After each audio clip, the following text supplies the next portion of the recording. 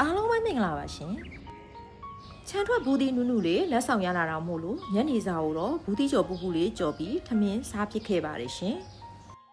ဘူးဒီကျော်နဲ့တွဲစားဖို့အချင်းကိုလည်းတေချာလေးဆက်ထားပေးလိုက်ပါတယ်ရှင်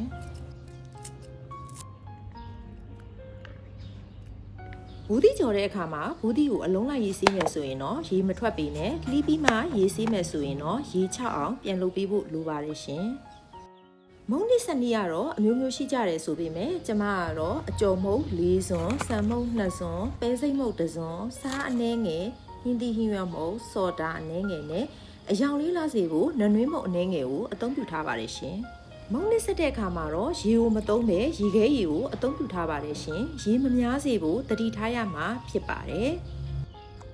ခပ်ပြပြအနေထားလေးရပြီဆိုတော့ဘူးဒီကြော်လေးစတင်ကြော်ပါတော့မယ်ရှင်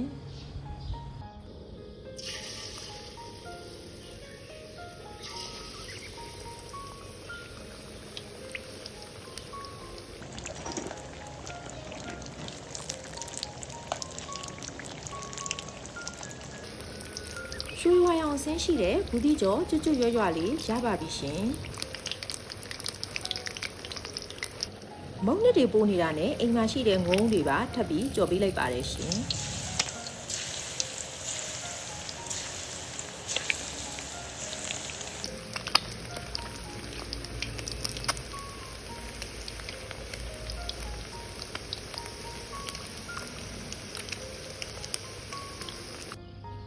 ရွှေဝါရောင်ဆင်းရှိပြီးကျွတ်ကျွတ်ရွရွနဲ့ညနေခင်းဘူးဒီကြော်လေးကိုစားကြပါအောင်ရှင်အားလုံးကိုကျေးဇူးတင်ပါတယ်